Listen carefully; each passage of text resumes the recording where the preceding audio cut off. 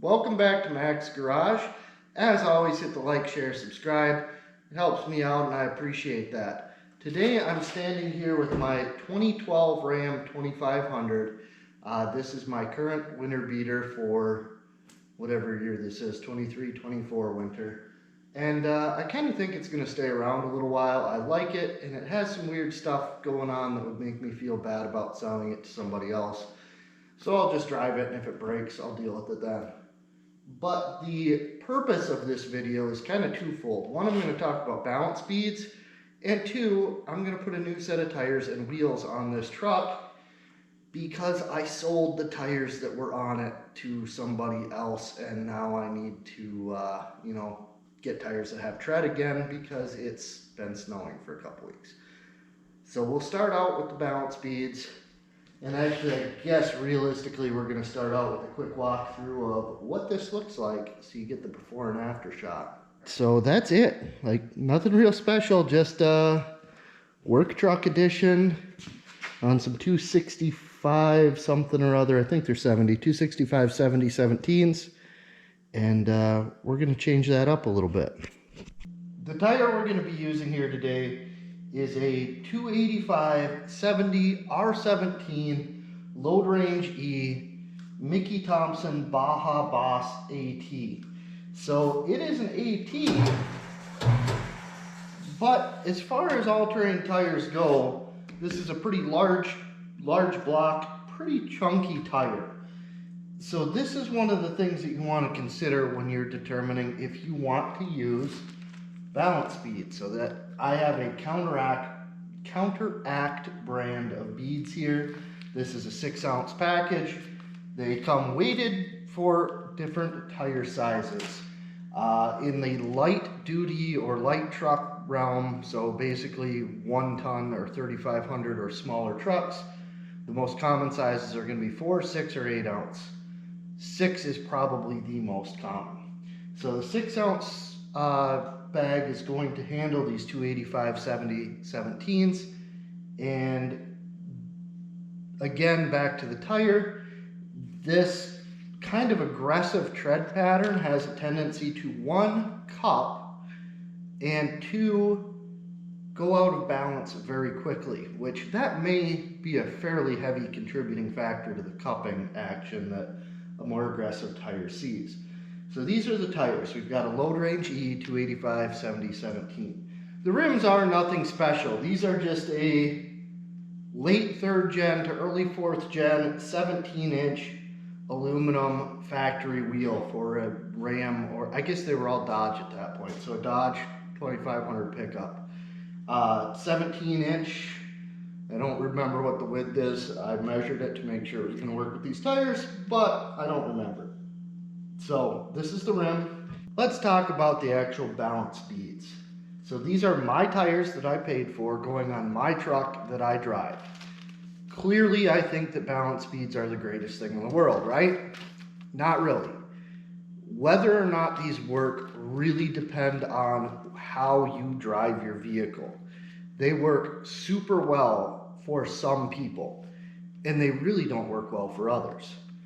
Now, the spot where they work really well is people that drive high speed, and by high speed I mean 50 mile and above, for long periods of time.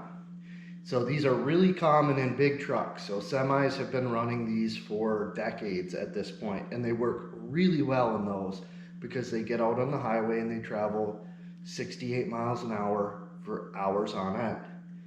Now, something like this, one of the advantages to a balance bead is that if you've got kind of this big blocky tread, I'm failing here, close enough. This big blocky tread has a tendency to do 2 things. One of them is cup, and the second thing is go out of balance. Now the cupping, which is like an up and down movement along the tread surface, so they like have waves on them, that could very well be caused by being out of balance. Now, an advantage of the balance beads in that case is that they rebalance every time that you drive. Another advantage of the balance bead is that if you get stuff like mud, dirt, snow inside your rim, every time you drive, these rebalance. Where do you normally put wheel weights? Inside the rim. So if you've got some buildup inside the rim, these will rebalance for that within reason. If you have like a giant glob in one spot, these just aren't heavy enough to outdo that. But within reason, they kind of rebalance every time you drive. They're sounding pretty good at this point, right? Where they don't work is people that do city driving, stop and go.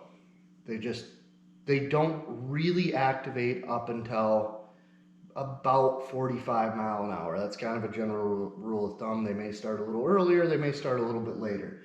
But 45 is kind of that rough area where these balance speeds actually become effective. Another spot that they just flat out don't work is small tires. So the smallest tire I would possibly put balance speeds in, and I have, are 31s. If you get a tire that's smaller than 31 inch in diameter, just use a traditional balancing method. So you've got 31 inch or bigger, which these are roughly a 33 inch tire. And you've got somebody that's going to drive reasonably high speeds at most of the time. And that's what I do. I don't do a lot of stop and go driving. So these should work really well, and they should probably help extend the life and the wear pattern on these Mickey Thompson tires. I think that's it. There's probably stuff I'm forgetting, but those are the major bullet points. They work well for some people, not for others.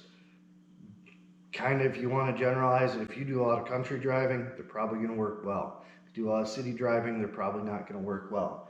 If you have a tire like this and you do not run balance speeds because you're a city driving person or something like that, I highly recommend you get them balanced quite often. A highway tread tire tends to stay in balance fairly well. These will be different in like 3,000 miles. You'll be able to change the weight on them if you want to. And that's not a dig at Mickey Thompson in any way, shape, or form. That is literally any aggressive tire. In fact, I think these are a pretty good tire. Again, I paid my own money to put them on my own truck. So, that said, I'm going to mount these up. I'm going to put them on the truck, and if I think of anything else while I'm doing that, I'll mention it while I'm doing the little after shot here. One more thing. Actually, I guess like two more things.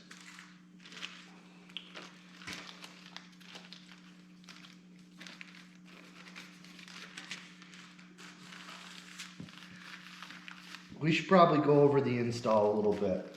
Through 2010 or so, you could actually add these balance speeds through the valve stem. They made a little funnel, you poured them in, and they went into the tire. You did it while it was at the bottom, and you basically just dumped balance speeds in there.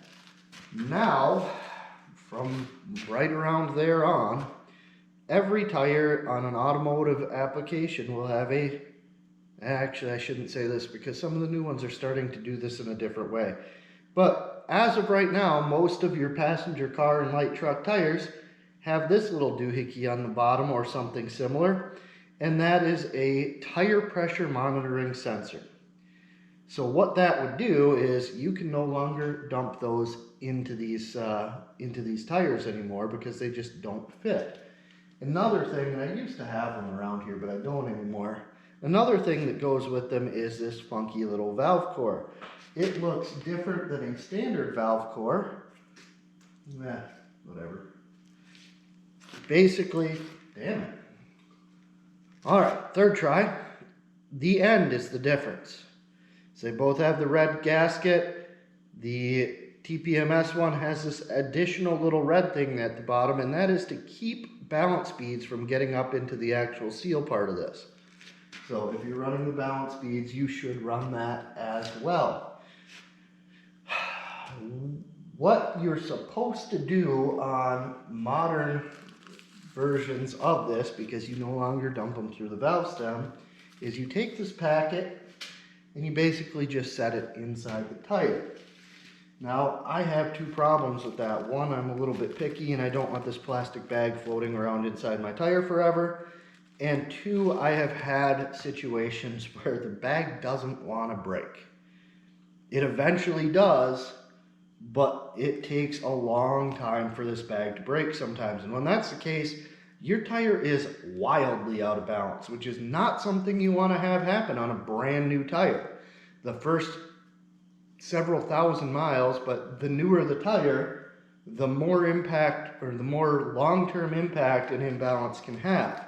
So what I do is I just take them, open the bag up, and I just dump them into the tire.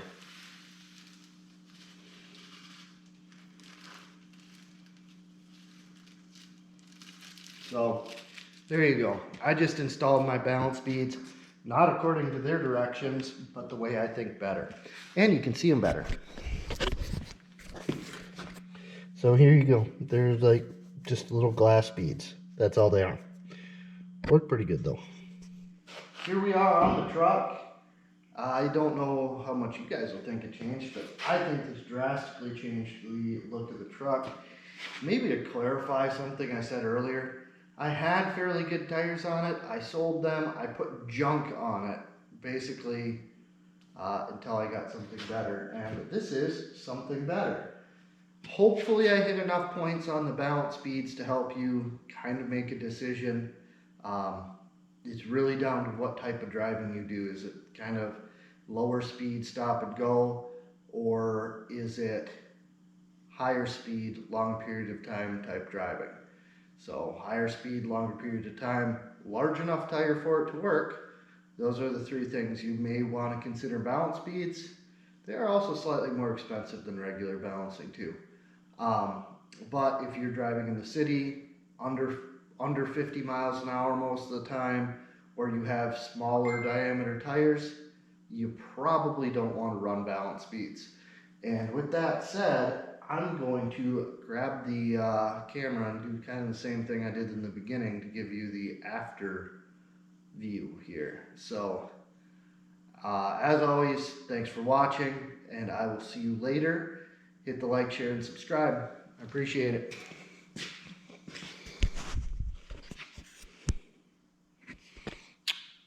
Yeah, I don't know how well this shows up on camera, but this is a pretty significant change to the truck's overall look.